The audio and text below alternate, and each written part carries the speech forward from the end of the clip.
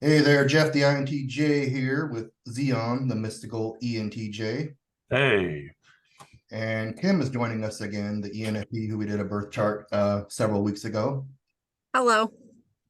And today we're going to look at Zeon's birth chart and kind of compare it to Oflamo. I think Oflamo's video should come out today as we speak sometime. So go ahead and check that out. Like, share, subscribe, all that good stuff. hey, Jeff. Being joined by Kim today. She's going to observe and occasionally make insightful comments. Yeah, I already said It's that. going to be hard for me to interview myself, so what would you like to know about me? All right. Um, Literally everything. Tell us Oh, your deepest, darkest secrets, Zeon. I could. Are you sure you're ready for that? Well, now that you've said it like that, no. Okay. Like, I don't think but you are. Um, well, I'm ready for something. Like, what do you see here, Jeff? What strikes you?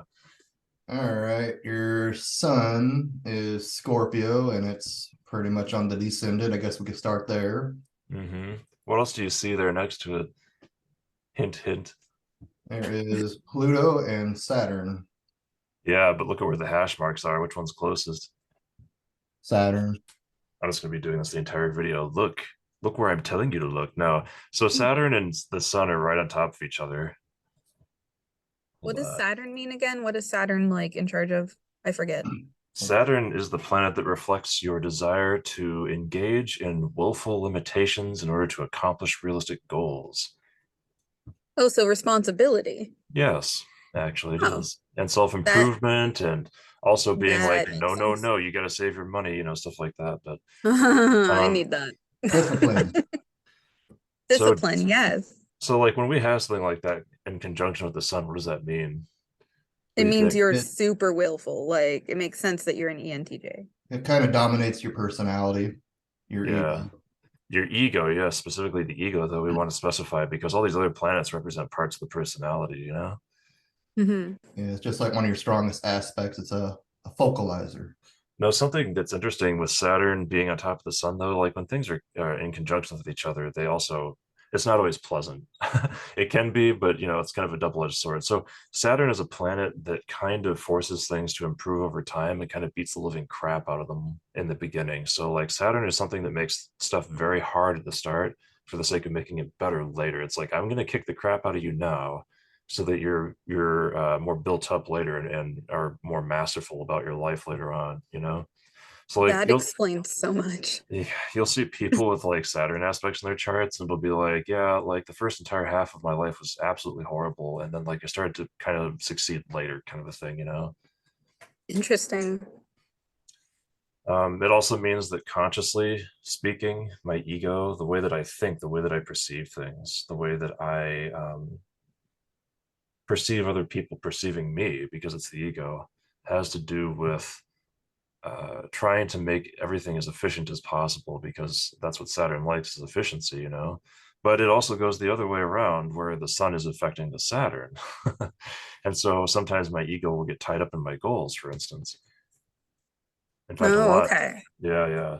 So like if you like set out and you have a goal and like say like you don't do so hot with that goal, like you don't like go towards it in the way that you want, like that might be a hit on your ego.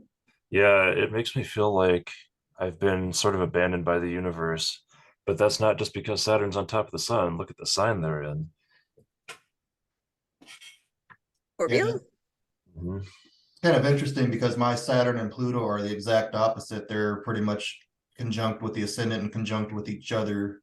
So how's it like Yeah. compared to the ascendant compared to the descendant? Well, okay, so what happens is if I got a lot of stuff in the seventh house and I specifically have the sun and Saturn in conjunction in the seventh house, basically the sun's in the seventh, I would say. That was my determination. That means that I am focused on relationships and communication. But because it's the sun and Saturn in Scorpio, it's shall we say critically minded. That's putting it lightly. Now, Scorpio can Interesting. also be kind of like emotionally hyperactive too, and kind of crazy and creative and stuff too. So, like, it's dynamic, but it can also be. Scorpio is a very critical thinking sign. It analyzes things by destroying them and ripping them apart, basically. And you're So, over here like you're like always asking me like about like my ideas and like the thought I put into things, and I'm like, thought? Yeah, I'm like, wait, you didn't do anything? You didn't And I'm think? just like, no, man, I'm going with the flow. Like, I'm What? feeling out the vibe. And you're just like, what are you talking about? Like, Yeah. Right above it, your Mars is kind of right on a cusp of Sagittarius and That's Mercury because it has little Mercury. horns. My bad, Mercury. Yeah, yeah. That's Mars. Yeah, that's Mars. Mercury Mercury is a funny one. Now look where the North Node is, Jeff. It is kind of complete opposites. Opposition, huh? Uh-huh. That so the South Node is almost right on top of that Mercury, Uh, except it's behind it in Scorpio, and the Mercury's in Sagittarius by like 1 degree or something. uh, And so that would indicate that, the desire to work and I guess to an extent communicate, yeah, are not necessarily always healthy things for me to engage in because they're so close to the South Node. And so I will be very driven to do those things in some cases where it's not healthy. Also, the fact that the ruler of that South Node is Pluto, and you can see that Pluto is in Scorpio at the start of it in the sixth house. And the sixth house is also the house of working, and specifically in this case, overworking, massively overworking. yeah, it sounds like the lack of SI in your chart or your Yeah. personality type with a ENTJ had an SI trickster. like, Oh, how do you, how do you cope then with this like urge to like massively like overwork? Like, because humans it's do need to difficult. rest. Yeah, you do need to rest, but like, and I was just talking to my INFP buddy about this because he also overworks himself constantly. And I was just like, I don't know. I just can't seem to stop because like I have this compulsion. I have to keep doing it. It's like I don't feel comfortable not doing it all the time. I'm like, oh, I got to get this done. Oh, I got more stuff to do. Oh, it's never going to get finished. And it's like, but there's always more. Yeah, that's true. But like, no matter how far you get into it, there is always going to be more. So it's okay Well, to take a seat, you yeah, know? you would think that I would think that, but that's not how it Yeah, usually works subconsciously. I'm always like, there's always more. That means I have to keep going. It's not yeah, done. that's fair. That's fair. And something that I didn't mention about this complex here with the Sun and Saturn and Scorpio is that since it's in the seventh house, that means that I'm always projecting things. So, like when something's in the seventh house, you don't own it inside yourself. You put it out into the social world and you mentally reflect on how it's everywhere around you. And so, basically, what that leads to is like this like psychological torment because it's Scorpio, right? And it's like you're projecting images of success and importance because it's the Saturn and Sun thing onto everyone else all the time and constantly comparing yourself to them, usually not favorably. And so you're constantly being driven to try to do more, achieve more, force stuff through, whatever it is. And Sounds you like don't, How do TE you, Hero. oh, go ahead. I just said it sounds like TE Hero. yeah, Yeah. well, we're getting to the TE hero part with the North Node, but yeah, and so like that there's this whole mess down here in Scorpio that really makes it hard to disengage from that I've got to keep going thing.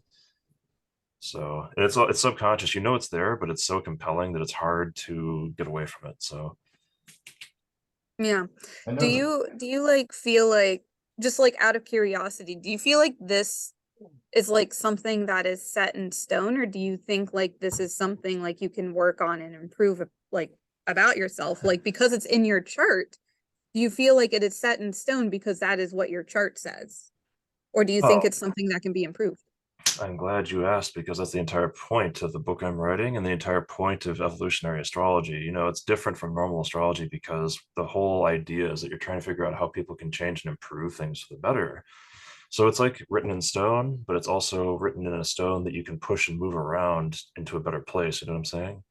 Yeah, it's like stone isn't like not malleable, because like you look at it like a creek, that shapes stone like over time. So, it seems set in stone, but actually like you can move the stone around, you can do a lot of things with the stone that people don't think about. So, Yeah, and so since my south node is in the Scorpio seventh, along with the Saturn and the Sun, and to some extent the Mercury and some other stuff here, it's like that south node is very projection oriented. It's very psychologically tormented. It's very it feels very worthless compared to other people because that's something that happens with Scorpio. It doesn't feel like it has intrinsic worth like Taurus does. And then its rulers in the sixth house, which means it wants to burn itself out working to death. Like literally Pluto in Scorpio in the sixth house is death by working. I mean, it's like it's so extreme that like it's hard to hold it back. However, the North Node, if you want to highlight that, Jeff. How come you can't annotate, or is it not I letting don't you? know, dude. Hold on. Okay. You see this? Yeah. Right. There it is. So here's this North Node. So the idea that Kim was just hitting on of trying to sort of improve and change things, even though there's this giant complex over here that's like causing all these issues for me, is the entire point of the North Node. That's the entire point, is to try to gain more balance and become healthier in a place where you may not actually have any awareness or strengths inherently, but you can develop them. So what does that mean for me if it's in Taurus in the first house? What do you say? Relaxation. Yes. Really That's about more. yourself too, Uh-huh. about like your own personality and your own it's almost like could dominate your personality, right? If it's in the first house close to the ascendant. So it's like everybody has a first house, but not everybody has a North Node in it. So like if your North Node's in the first house, it means you have to develop a much better sense of having a self in the first place so that you don't keep projecting things onto all these other people and stop the comparison stuff, so you can just kind of live on your own in a basic sense. Yeah, it sounds like the kind of lack of TI kind of Yeah, get yeah. fact check everything and like kind of rub it off everybody else, right? Bounce it off everyone else. But the fact that it's in Taurus means like Taurus is the sign that's the most closely tied to physical structure. And if I'm putting physical structure into my behavior and putting it out into my environment, what does that sound like? What does it sound like? Yeah. MBTI? Oh, SI. No. No, never mind. Well, definitely TE, trying to put your thoughts out there and There stuff. you go. See? TE, structure pushed outward.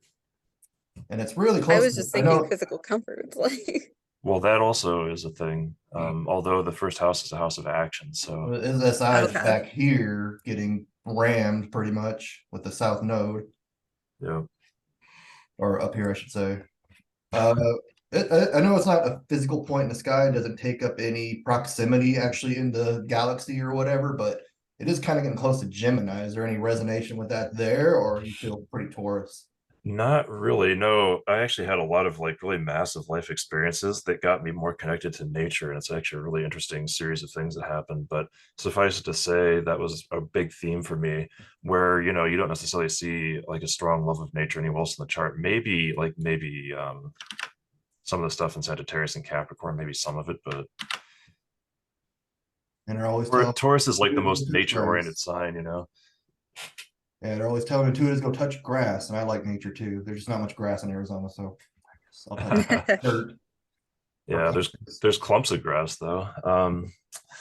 So yeah, Like brown grass line.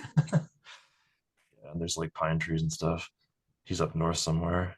But so yeah, no, Taurus first house North Node is like you've got to become more aware of your sense of self. It also means being more patient in terms of how you take action rather than always feeling like this massive psychological pressure in Scorpio to make everything immediately perfect because the South Node being the seventh means that like I'm going to be focused on these mental images of perfection that can't be attained, and there's like all this pressure, and I always imagine up all these crazy like dream scenarios that I feel compelled to keep chasing and I can't do it. So I had to kind of slow down and I had to kind of be more realistic and be like, okay, I had to be a normal person here. Like I can't be some crazy extraordinary thing. It's just such a shame because like you're talking about yourself and you're saying like, oh, like I'm not this, like I gotta be normal, I can't be this extraordinary person, but I feel like you already are Oh an yeah. extraordinary person. Like you've How already accomplished so much. Like you're writing a book. And like I might be biased because like I've already read like just, segments of it that you've, been willing to give me. And it's amazing. Like you have these amazing insights, and yet you don't give yourself credit for them. oh He's well, written thank other you. books in the past. He just hasn't really put them out there, right? I know you said you wrote a book on, I think, feminism, like in the 90s, you said? Yeah, and that's not gonna get released either. Yeah. A little too hot button topic, maybe like Yeah, especially when it was in 2015 or whatever. Yeah. during Um, the early Was it years. that recent? I thought you said it was a long time ago. yeah, it I was in can't even 2015. imagine writing a book. I have trouble writing blog posts. I mean, I just want to write so bad. Same. I'm just not very good at it. I know it takes Like some the fact practice that you for it. have focus in this day and age where there's so many distractions all around us is amazing. And I feel like you don't give yourself enough credit for that. I thank you. You're But welcome. but I am very distracted a lot of the time. I try not to be. It's hard, you know. Like when I bug them, like, hey, let's do this birth chart here. But I mean, we're still like focusing on it. We're still like accomplishing something. Like, Yeah, and by the way, writing all that stuff is this Mercury that's perilously close to the South Node. So sometimes it's a little bit of an issue, but I'll sit there and like write like 3 pages of stuff as like a response to something on YouTube and like not even realize I just did it. So and that's amazing. Like, again, like you have these natural talents, you have this natural drive, and like I feel like maybe potentially part of the kind of like um chilling the fuck out aspect thing that you need to work on is just giving yourself credit in the first place. maybe You know, because like if it's you like give yourself credit, then you feel like, I accomplished something, you know? well, because like Taurus is like self-worth, you know, and it's also like using your innate talents, let's say, whatever you actually natively have available to use. And then like because Taurus is like whatever makes you worthwhile, whatever you're able to produce that has value. And so if it's in the first house, then that applies to who you are as a person, you know. And it's also what he's insecure about, not necessarily good at. It's what he's striving towards. Yeah, I'm trying to develop a greater awareness of my talents and how I can put them into action, let's say. It's not something that was necessarily so like when I was younger, like I was renowned for being a gifted and talented kid and I was super smart and stuff, and that's all like right over here. Social appeasement. Oh, your special genius attributes and everything. But I eventually had to kick that to the curb because it became too stressful. And I had to just be like, I can't be myself anymore. I need to duck out of this. And like everyone got mad at me. My parents were yelling at me. I had to fail all my tests and stuff on purpose, but I couldn't do it anymore. I just couldn't take it. I was like, I can't be me. And Yeah, that that's was too kind of much this, pressure. yeah, it was kind of the start of this thing. So I mean, that's valid. I yeah, feel like anyone would like any child under that amount of pressure like would eventually buckle. yep, And that's definitely not your fault. Like, and it's yeah. good that you did that, in my opinion. Yeah, and like the teachers would call my parents in and they'd like surround them in these parent teacher meetings and like Oh, criticize me and yes. get mad at them and be like, you didn't do what you're Yes. supposed to. Yeah. Yeah. So, like, it's really important with this evolutionary astrology stuff to kind of understand how the ruling planet of each node connects to what the node itself is doing. So, like, we want to be really clear about how this process works and just how extensive and complicated it can be because there's so many different themes and items that can go into each thing that the possibilities are just about endless, even just for like 2 positions, you know. Um, so, for instance, like a Taurus North node is obviously like one of the interpretations is be a little bit more stable and firm in your sense of self and in taking action by yourself apart from other people, right? So if we want to connect that up to this position over here with this Venus, because that's the ruler of Taurus, then how would we do that? Well, this is where we can actually kind of just spin a wheel and start connecting adjectives and nouns, or like adjectives and just like actions and things like that. So you're trying to be firmer in your sense of self and have boundaries in terms of feeling like an individual around other people by insert some kind of Sagittarius adjective here by being adventurous in foreign places, but notice that since it's in the eighth house, it's like we're being adventurous more in the realm of psychology or the underbelly of spirit and emotion, sort of more of a metaphysical and metaphorical realm, even. Mhm. So Is we that can the make a quintiles we're talking about, kind of? sort of, yeah, because I think that, in fact, yes, my North Node and my Venus in this chart specifically actually do have a quincunx relationship. Here, let me draw that better. So this would be going straight over here, but it deviates up to here like that. So that's like a quincunx angle, yeah. So And your Pluto. yeah, yeah, pretty close at least, if not actually on it. So Yeah. if we want to try to figure out how the ruler of a node, whether it's the north or south node, matches up to what the node is doing, then we have to brainstorm how the adjective and nouns of one sign and house connect to the adjective and nouns of another sign and house. So we could do my south node, and since the south node usually has a negative connotation, just get rid of some of the stuff real quick. South node is going to be right here or thereabouts, and then its ruler is Pluto right here, both in Scorpio. So they both have the same adjectives, more or less, but they're in different houses. So like we could say something like my south node is really like psychologically overconcerned with social appearances and like comparing itself to other people because it's Scorpio, so it's psychological, and it's in the seventh house. That has to do with projecting into the social realm and comparing, you know. Mm-hmm. And so how does this tend to manifest in terms of what I actually do with it? Well, the ruler, Pluto, will also be very psychologically intense and kind of probably actually kind of envious in a lot of cases, or at the very least brooding and dangerous, you know, contents under pressure, but it's going to do it in the realm of the sixth house. So you could say something like it manifests as an obsessive need to work because the sixth house is like the work house where you like do things every day.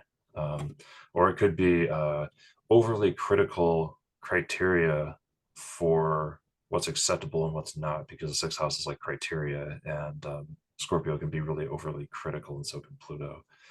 So my intense psychological comparison to others, which could also, I mean, and there's a lot of other ways you can interpret that south node too. And this is where it gets really extensive and crazy because there's so many different combinations potentially. But it's like we could say that it's instead intimate relationships, an actual intimate relationship with somebody specific, a partner, that is maybe a little bit too anxious about how the other person always feels, about what they always think, about what they always want, about like how to balance the both of the people and try to keep them equal. And like Scorpio also means power, so maybe with the seventh house you're concerned with a power imbalance in the relationship. You're constantly obsessed with trying to address that and make sure that both people are always absolutely extremely equal in every possible way, and then that manifests with its ruler Pluto in the sixth house by you being sort of almost like behavior policing, or constantly telling them what they can and can't do, you know, because you're nitpicking everything, you're nagging everything. That's like a sixth house thing, and you're doing it from a psychological position, a subconscious position even. So that's an illustration there. I could do a few more with the north node as well. I mean, there's so many different meanings that that's only just a few of them. But so for the north node in Taurus, I mean, it's really important because you're trying to figure out how each node is expressing itself and how it's coming out in behavior. Mm-hmm. And that helps you kind of look out for things that might be good to encourage, or maybe not as good that you need to be careful with, right? Like the south node isn't inherently always bad, but it's something you have to be careful with, because if there's too much of it, it's overbearing, it crushes everything else. So in the north node, maybe this is let's say it's nature oriented instincts, survival instincts, even you could say. Maybe they're manifesting in this Sagittarius eighth house position as optimistic and swift destruction of things that are unhealthy or don't belong in your life, because Sagittarius is swift and optimistic, right? Mm-hmm. And then the eighth house can represent destruction and elimination. So Interesting. Okay. So what reading material could you find to learn more about that? 'Cause that's pretty new to me. well, obviously, there are some people who write about evolutionary astrology and nodes, and they will go through like a sort of cookbook interpretation of like nodal placements by sign and house. But then it's like it's up to you to combine the two. And they usually only give a few meanings for each sign and house because it's overwhelming if they give all of them. So what you want to do is like look up big extensive lists, if you can find them, of what each sign and house could possibly potentially mean, and then start spinning the wheel and combining them and seeing what you can come up with, you know. That's kind of what your book that your writing's about, right? Yeah, I'm trying to cover all the bases with all the different ideas that signs and houses could contain, while still not hopefully overwhelming people with them. So I even say at the back of it, I'm like, so you need to go through and kind of brainstorm on this yourself. Take the node that you're looking at in your chart and its ruler, and then see how they can connect to each other in some kind of common sense way when you combine different adjectives and nouns from the signs and houses and see like if you can't figure out any kind of interesting insights for your life. So, but anyway, what else do you see, Jeff? Well, kind of like Oflamo's chart, like we did not that long ago. It should come out today. Like I said, you have your moon way over here, which is a focalizer in this corner of the chart between the ascendant and the midheaven. And Uh-huh. it's in a fire sign. I noticed that Donald Trump's chart's like that too, and he's an ENTJ in my opinion. That's right. So we've got this huge imbalance. We've only got like a moon here and a north node here, and I don't really count Chiron because I think it's silly. And then we've got all this stuff over here in this gigantic stellium. Like, look at that. Oh Yeah. my gosh. Um, so I'm basically only 3 signs, and then like a couple of things over on the left side. But Now you have no empty houses, Zeon. Remember that. yeah, there's no such thing as an empty house or sign, not really. Although something that's interesting to see about this Aries moon sign is look at the house cusps. There are no house cusps in Aries for me. Oh, so it's like 1.5. Pretty much, it's always swallowed by the first house, and or is that the first house? There's so much shit in the way. Yeah, 12. The 12th, yeah, the 12th. And so what that would do is not only does my Aries sign in my wheel not have an immediate area where it can express itself, and so there's no way for my Aries part of myself to express itself easily, right? But it also means that that moon is under that same sort of, shall we say, affliction, although it's not necessarily negative. It just means that that moon is even more hidden than it usually is, because it comes out, and the 12th house is like the most ridiculous house to have that happen with, because the 12th house is already the house of being trapped in the subconscious, and like not even the subconscious, the unconscious. And so my emotional state is sort of like off in some distant land somewhere, like trapped and alone all the time, and it always has been. Could that be less FI inferior, or do you think that could be tied into the autism? Oh, I think that's definitely an FI inferior kind of a thing. And it's Being like, on the bottom of the function stack and like being very introspective but not very conscious, you know what I mean? and Yeah. it's. I'll go ahead, Ken. I was just gonna say it's a loose opposition to Pluto here too, and I'm fascinated with Pluto. Yeah, yeah. And if you look at this big ugly red line here between the moon and Mars, you can see that there's actually like a three-way Mm, square going here. It's a little bit loose, but it's still there. And when you've What is got, sorry, go yeah, ahead. no, go ahead. 10 minutes I was just morning gonna too. ask, Jeff, you said you were like kind of like really interested in Pluto. What is Pluto in charge of again? Like I'm new to pretty much all of this, so I'm just kind of absorbing everything. Pluto is kind of like the dark side of your nature. It's kind of Ooh. rules Scorpio and it rules in the eighth house. I mean, it just kind of, I don't know, Yeah, you can probably explain it better than I can. I just kind of yeah. read the book on it, but I'll give you the quick plug about the 3 water signs and planets. So the moon Mhm. is tied to Cancer, and it's more like you're sort of just under the surface of your personality where your normal emotions are, shall we say. That makes Mhm. sense, right? Yeah. And then the next one, Scorpio and Pluto, are like the subconscious, which is where Oh, the okay. psychological stuff goes on, right? Yeah. And then Neptune and Pisces in the 12th house are the collective unconscious and your connection to it. So that's like the 3 levels Oh, of like feeling and spirit, you could say. it's really interesting. Okay, thank you. Yeah. and mine's pretty much the signs are opposite. My first house is Scorpio over here. Well, technically it's Libra, but going into Scorpio. Yeah. And my Pluto is pretty much conjunct over here. The little guy with the hands above his head, like he just don't care.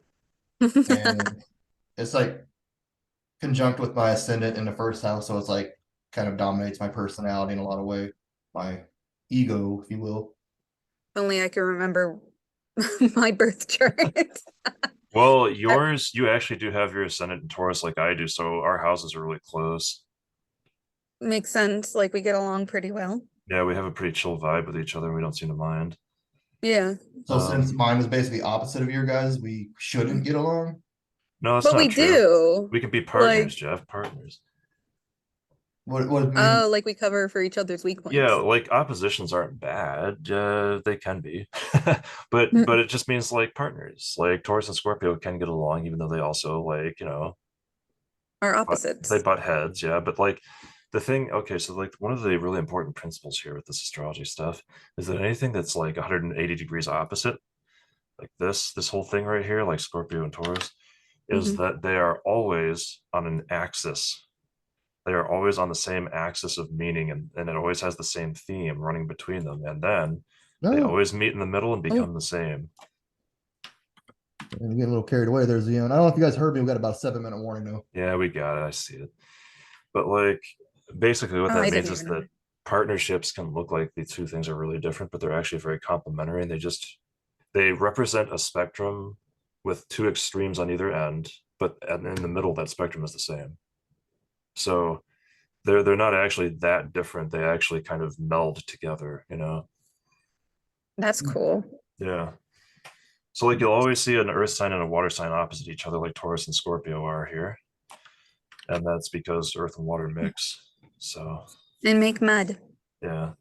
Or in this case, it's like personal worth in like the material world versus like shared worth and merging in like the spirit realm and psychology. And those two things are the same at their core. It could be like concrete and water. We could form and make something. That's right. And then obviously Yeah. like fire and air go together too, because it's like action and thought or communication together. Burn a forest down. So, but I mean, we got a little carried away on the themes there, but so we want to talk about that moon, right? Yeah. Can you do it in 6 minutes? Probably do it shorter than that. But besides it being like sort of spiritually and emotionally isolated in its own little world off somewhere, like I mean, I never felt like it was really connected to anybody or anything else. It was always this like weird, mysterious part of myself that was just I don't even know where it is. It's somewhere else though, and it's not here in the present. It's in some other time period. It's in some faraway place, and so my emotions almost never came to the surface. Almost never, you know. Although they can get angry over like competitive stuff because it's Aries, you know, and Aries wants to Yeah. fight and be first and all that crap. I got a lot better about that over time though. So My friend has a moon in Aries, and it's interesting because their moon is in Aries and my sun is in Aries, and uh-huh. then I have a moon in Cancer, and they have a their sun sign in Cancer, so we're kind of like flip-flopped in that way. So we get along really, really well, but the Aries moon definitely makes that competitive streak come out for sure. Yeah, Um and something else that's interesting about Aries and Cancer is that you'll often find them being friends because they are a square relationship. And since you yeah, no, both that's have my best placements in friend. both things, yeah, it's like you both get each other, but you also kind of give enough friction to make things interesting, right?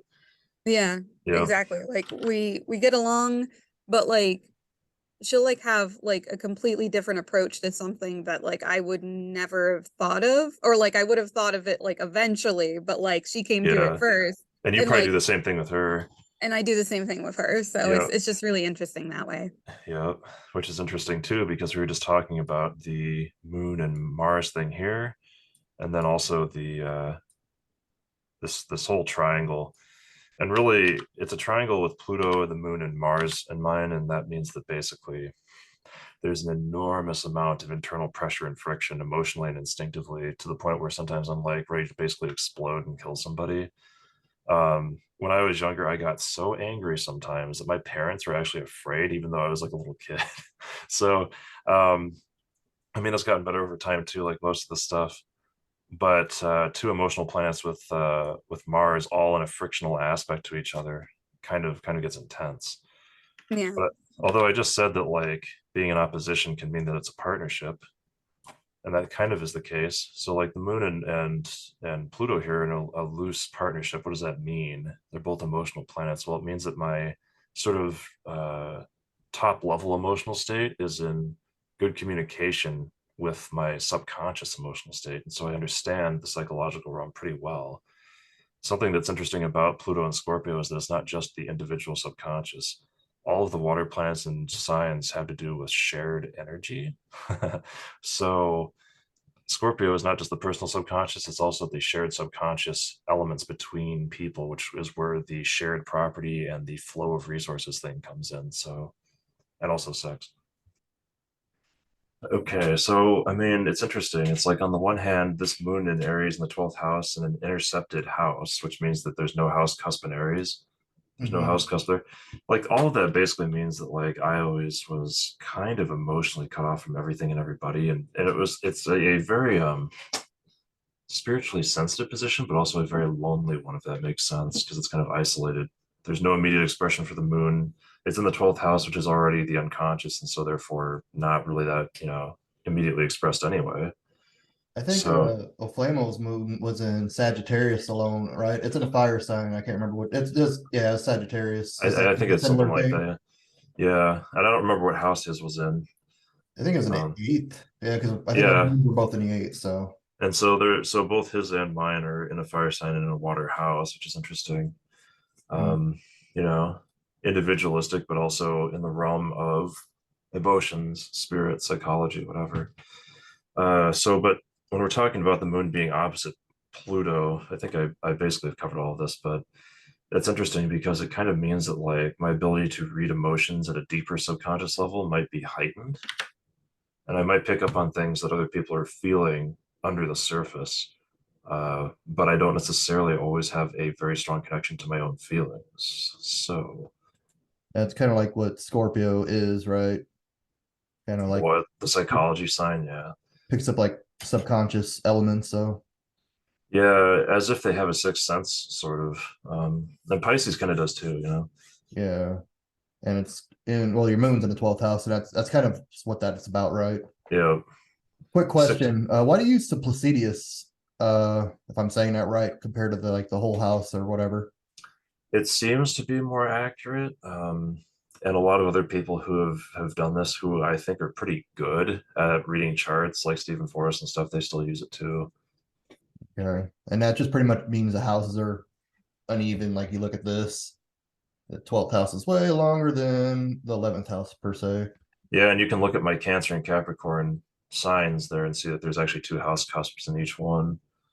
Yeah, I guess we could go to the stellium since we're on it because it's just one huge stellium and your houses are a lot smaller. That's interesting. Uh-huh. Didn't notice that. And so it's like I've got a stellium and it's running from the descendant more or less kind of up towards the 10th house because that Mars is like right on top of the 10th house cusp. And it's in Scorpio, Sagittarius, and Capricorn. The stellium's signs are important and the stellium's houses are also important. And obviously the houses rotate independently of the signs. So your stellium is not always going to be in the same house and sign combinations, depending on where you were born and when. But if all of my planets are in the seventh, eighth, ninth, and technically kind of bleeding over into the 10th house there, then basically being in the upper right quadrant means that you are a very aspirational individual and also a sort of outward focused relational individual, because all of your stuff is expressing itself in those areas of life. How does that The clash with your autism? Because usually autism's like having trouble communicating and connecting with people. It's a pretty big aspect of it, isn't it? Yeah, it is. And you can still have extroverted autistics, Yeah.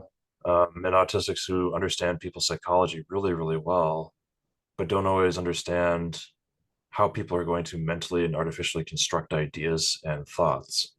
So if you notice, my air signs are absolutely empty. There's nothing in them.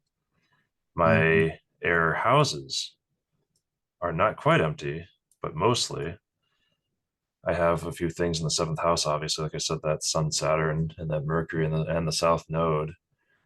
But being in the seventh house means that you engage in the relationships and the communication. It doesn't necessarily mean that you think in terms of sort of the more human aspects of thought and communication, if that makes any sense. You engage in the activity, it doesn't mean that you think that way. So And Oflamo, he had a similar situation with the signs you not having any planets in the signs for the air houses, right? I don't know about the houses. I can't remember that. did he? I don't remember. I think he had one placement in a one air sign. I can't remember Okay. what the air houses are. I need to study that a little more off the The top. air houses are the third, seventh, and 11th.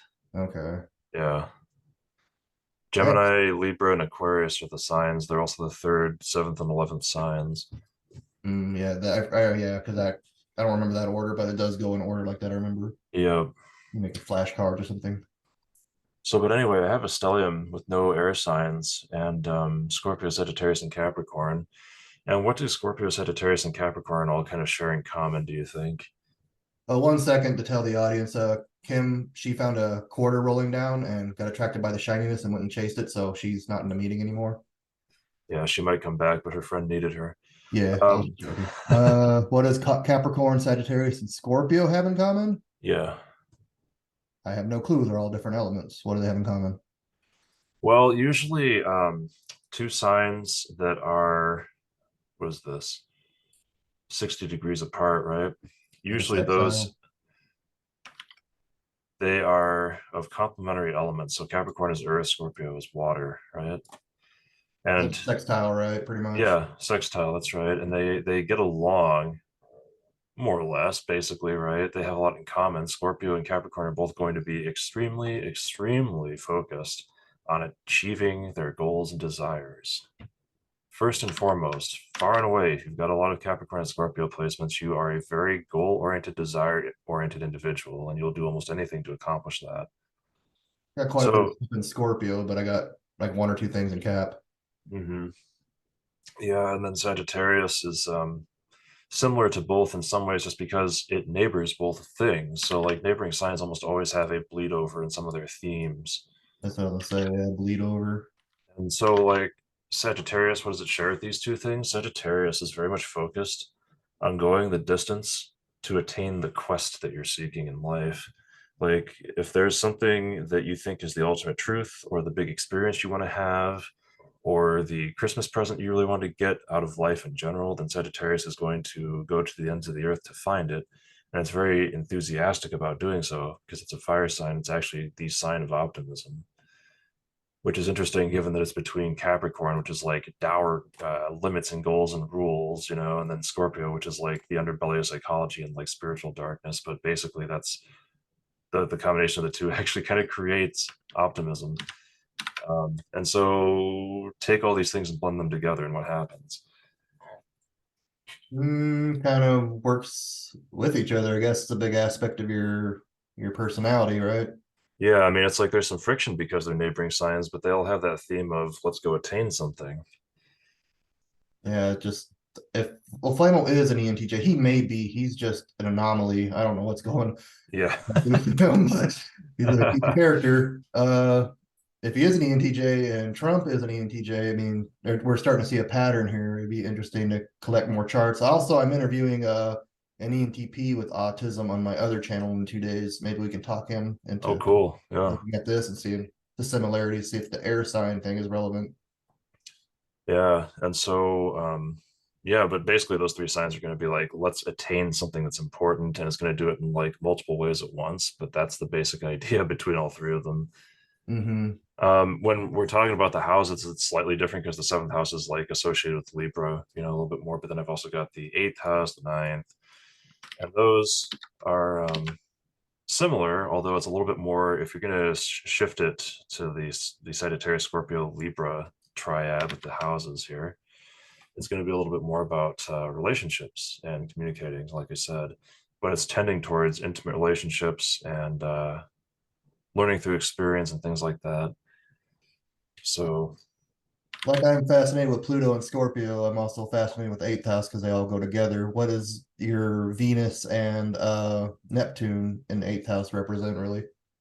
well, and I actually usually count my Uranus here in the eighth house too, because it's so close and it's a Uh, planet, so it's kind of jumping the line. I feel like it. I feel like that's how it applies personally. But the Venus here in the eighth house is particularly important. You know why? Because it's the ruler of these two things. Oh, okay. I It's need my to. ascendant ruler, it's my north node ruler, and usually the ruler of the north node is the way that the north node gets expressed. Hmm, And so, what does it mean if I have a Taurus north node, but it's getting expressed in the eighth house? It's like the opposite theme, right? kind of like getting contrasted with the darkness and psychology and hidden side Yeah. of life. Well, and you know, it's interesting because Sagittarius is the sign of like generalities and principles and overarching ideas rather than like minutiae, like there would be in Gemini, for instance.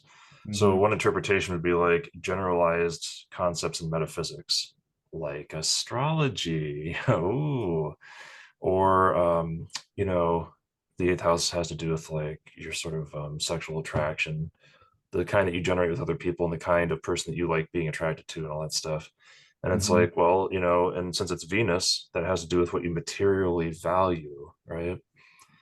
And so part of my North Node's mission, my self-development involves trying to figure out what I really value in the realm of psychology and sex based on Sagittarian traits like, say, strength and focus and existential and philosophical intelligence and things like that. So it's kind So, of the opposite mine in ways because my Cancer or my Gemini and Sagittarius pretty much mirror your chart. yeah. And also, you'll notice that like this Venus is at the center of the stellium, Mm-hmm.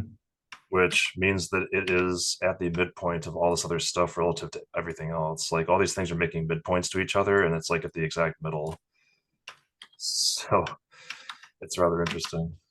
It's in other words, anything that's in the middle of a stellium gets a huge focus because it's getting all those midpoints kind of clustered on top of it.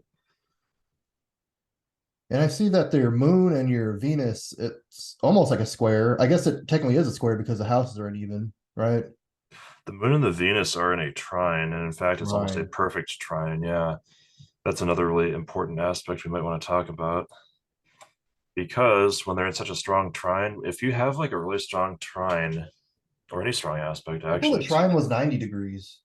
a trine is 120, Okay, I thought the square was 120. What's a square then? square is 90. Oh, I got it backwards. All right. Yeah. So like 120, because obviously the three fire signs get along with each other and understand each other, right? And it's out of 360 degrees, so divide by three. Um, but yeah, 120 degrees. And so that means it's like, and their degrees in each fire sign are almost exactly the same, if I remember correctly. So like it's a near perfect trine relationship. But whenever you have anything that has a strong aspect to either the North Node or its ruler, that means that there's something really important about it for you personally in your development. So somehow this moon that has this crazy like three-way aspect of these other planets is also really important to my Venus. And they effectively collaborate with each other really closely. So like the Aries moon, you know, Aries is a very impulsive sign, but in this case, since it's making an aspect to the North Node ruler, generally maybe more positive traits in a lot of cases. So like the moon has a deep-seated need to go and do things right now. Like Mhm. emotionally, I'll feel like I had to do things right now. There is no waiting. Like my emotions want to have whatever it is that they're after satisfied immediately. But that also means that it's helpful for my North Node ruler, this Venus in Sagittarius, because it's also an action-taking planet being in Sagittarius now. So this is sort of a go-getter Venus in some ways. It wants to pursue its higher truth and the experiences that it wants to have in life. It wants to get the stuff out of life that it's looking to get out of it in a long range sense. All the things that it views as the biggest and most important things in its life are things that it wants to attain, and it wants to attain them, if not materially, then based on its own value system at least, you know. So I'm trying to see like because INTJs, ENTJs are really similar, but we don't have a whole lot in common chart wise. But I noticed that our Jupiter is both in Capricorn. How does that affect you being in the ninth house? I think mine's in the third. well, yeah, so Jupiter, and also Jupiter rules all that stuff in Sagittarius that we were just kind of talking about, including that Venus. But Jupiter is like your the side of your personality that is more philosophically oriented. So it's an expansive mindset. It's an existential mindset. It's something that is optimistic about trying to explore and achieve and uncover things. And I It's not forgot. necessarily realistic, although if it's in Capricorn, it's more realistic than normal. And some people will even say that it's in detriment in Capricorn because Capricorn's a sign of limitation, even Yeah, though Jupiter is the planet of expansion and optimism. And so it's like, well, yeah. I was looking into that, and it does sound like it clashes. Like you said, there's nothing negative, but it can kind of not fit in the peg perfectly, I guess. Well, it's kind of silly though, because then they'll be like, well, yeah, you know, Mars in Capricorn's really good because it means that makes that Mars disciplined and not like crazy and just aggressive for no reason and like doing stupid impulsive things because Capricorn's more forward thinking and more systems oriented and stuff. And it's like, well, why doesn't that logic apply to another fire planet like Jupiter? Like it could. Um, so like both of us having Jupiter and Capricorn kind of indicates that we're not as openly enthusiastic about doing things with other people or even in our environments in general. And our optimism is constrained, but it's constrained with a purpose.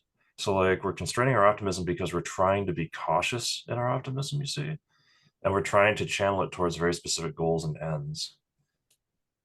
Hmm. Do you think since our houses are pretty much opposite, our signs and houses are opposite, do you think that might be the dichotomy between introversion and extroversion possibly? Possibly, although I don't want to make it that simplistic because this Yeah. is so complicated that I don't want to just like, you know, people are always like, well, do you think that like, you know, Mercury and Pisces means that I'm an introvert? I don't know. And I would never want to say that because this is a huge, I mean, look how complicated this is. You saw the chart where I was showing all the different midpoints between things and how there was hundreds of them. Mm-hmm. So it's so complicated that nobody can really even fathom it. Um, Yeah. but we can see indications of how our personalities are shaking out by kind of going through every element and looking at it and then adding them up kind of more or less. We don't always know what that's going to result in. So This is like the basics of astrology. There's also like the minor aspects like semi-sextiles and all those and asteroids and yeah, planets. I think that one of the aspects that gets overlooked all the time that no one talks about that's actually important is the quincunx position, which basically means directly opposite but then 30 degrees off. So like directly opposite Taurus would be like this, it'd be in Sagittarius or Libra, and it'd be on either side of its actual opposite. That's a 100 quincunx in these two places. like 150 degrees. Yeah. Interesting. So you're quincunx with Uranus, really, right? Your ascendant.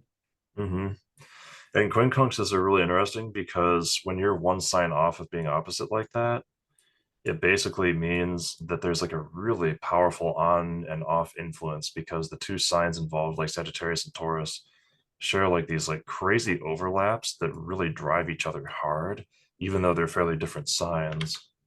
So, for instance, Sagittarius and Taurus will both be really bullheaded about their own opinions and principles and values, and they'll push for them. And, like they don't care what anybody else thinks, you know. Um, The moon is quincunx with Mercury there, right? it should be, yeah, it's pretty close. So what is that? Any significance, would you say? Yeah, quincunx between Moon and Mercury in those two signs. It means that I have some kind of emotional insight that I'm able to communicate really, really cleverly in a sort of way that people can understand because it's Sagittarius seventh house. That's like a very my Mercury is weird because it's in the opposite sign from Gemini, which is its normal, like natural sign, you could say. So even though my Mercury thinks in terms of details, it's also thinking in terms of generalities because it's Sagittarius. um, but basically, I have a good idea of how to communicate things to people in a generalized way that gets the point across, even when it involves like Mercury emotional waters. And they can really like push each other. Like I'll have like an emotional urge to do something, and then I'll have a need to communicate somehow, even Hmm. though they aren't always on the same page. So And it's so, kind of like or FI inferior and even autism, like communicating your emotions and mhm. yeah. And sometimes it's easier, and sometimes it's harder. So it's like sometimes I'll struggle, and sometimes it's like, yeah, I know exactly what to do. Boom, you know. I'm trying to find any aspects of maybe like SE child in your chart. Can you see anything there where it points to there or your NI maybe NI parent? I Oh, guess you maybe I want could. you want SE child? Oh boy. Well, I mean, we could easily go with the Taurus North Node first house thing. That's a little too obvious. How about the thing over here in Sagittarius? Because Sagittarius is 100% focused on its experiences, man. Like Gemini learns through conversation and like rote knowledge and like data and stuff, right? That's like you. Sagittarius learns through experiences. And it doesn't just want to learn. I mean, it really does like learning, but it also just wants to have the experiences for their own sake. It's like this is the stuff I really like in like experiencing outwardly, you know. So, and since Venus is a very physical planet, you know, Interesting. So that's kind of like a dichotomy of NI and SE because well, your NI and SE are always on the other opposite spectrums, basically. yeah, you could say that that's an NI thing. The Gemini sounds kind of NI in a way, I guess, but it's fairly extroverted Gemini, right? In a way. Yeah, Gemini, usually fire and air signs are considered extroverted. It's kind of dicey to only categorize them that way, but that's basically it. Yeah. I know you're not big on Chiron. I think it fits in a theme well of my chart. It's in Gemini and mine's in Gemini as well. Could you touch on that? It's in the first house and mine's in the eighth. Gemini, as far as I have ever known, is kind of your will to heal wounds and others in yourself, to act as a psychological and physical doctor, maybe even more a physical one, but I guess also psychological. And but it also kind of reveals a place where you might have been particularly wounded yourself somehow that needs that healing. So if mine is that close to my north node, that's like, oh boy, like in other words, you really need to develop an awareness of where you were specifically harmed and like what to do about it. But then you can also share that with other people. But since it's over the line into Gemini, it has to do with talking, talking, and interfacing. And it has to do with this first house theme. Now, first house is the house of yourself, right? But here's something that's really interesting. The first house and the seventh house are not just you and other people. It's not quite that simple. It's not just you and other people. Mm-hmm. Um, the first house also involves other people, believe it or not, because the seventh house only involves the sort of artificial balance between individuals and the relational environment that you create. It does not actually have to do with other people's individuality. So the seventh house and Libra are not just about other people. They are about social expectations and rules that disregard individuality, including other people's individuality and yours, if that makes sense. The first Yeah. house represents you, but it also represents other people's individuality as well, which is why it involves battles, because then you fight each other sometimes. So if I have a Chiron in the first house, yeah, it could just involve me as an individual, but it could also involve me being able to understand and figure out, Gemini, other individuals' first house, you see, and what they actually need. Yeah, I don't know. I'm trying to develop my intuition when it comes to astrology too. Something that kind of came to mind to me, and I could be wrong here, so let me know. Gemini or your Chiron in your first house, kind of healing yourself through talking it out, because autistic people kind of keep everything Mhm. built in, and even ENTJs, right? Yeah. Oh, yeah. So it's kind of like they bottle up your emotions, and because that's kind of why they can get ragey and pissy at times on people and kind of be Yeah. micromanagey. I mean, and I've seen a lot of ENTJs with heavy Scorpio and Cancer placements where there's like a lot of sort of emotional pressure that's a little bit closer to the surface than Pisces would be, but Yeah, I know that ENTJ girl that I worked with, the woman, she was I know her son was in Cancer. That's all I know about her, or astrologically wise, I guess. The one that died with the alcohol and drug problem. mhm. So I don't know what the rest of her chart looked like, of course, but it's a very like 5% of it. So all right. Yeah. Anything else you want to touch up on? Let's see. How about how about the fact that this Mars is right on top of this 10th house? Oh yeah, it doesn't look like it because of picture, but you can see where the lines are right next to each other. Yeah, these little lines are right on top of each other. Um, the Mars is in Capricorn and it's on top of the 10th house cusp, and the 10th house is the Capricorn house, right? So this Mars, like Capricorn in the 10th house, have to do with how you express yourself publicly and like what the greater world comes to know you for. And Mars is the warrior planet. It's your aggression, it's your instinct, it's your will to fight, it's your will to act. That's kind of And ambition, right? Too. yeah, kind of, right? Especially in Capricorn in the 10th house, because that means that you're basically pushing to achieve goals through discipline. And so this is also yet again another very ENTJ sounding thing. Mm-hmm. And so, I mean, that can kind of mean that you come to be known as being maybe ruthless, at the very least, really driven and aggressive with stuff. It could be good or bad, right? So And I was listening to a video earlier about like the leading and trailing houses. You know anything about that? It was a little confusing. Leading and trailing in terms of what? Like it going pretty much it's leading all your houses back to your ascendant, basically. I mean, are we just talking about how the wheel goes in a direction, you know? Is that what we're talking about? Or I think that's what she was getting at. yeah, I mean, because sometimes I'll hear like leading and trailing houses, like um the leading houses are the ones that come right after the ascendant right here, you know, and they're going like this, and the trailing houses are the ones that are up at the top and Yeah. or on the left side rather, top and left side. It's if we're talking about leading and trailing houses in that sense, it really just has to do with how the entire wheel functions in the first place.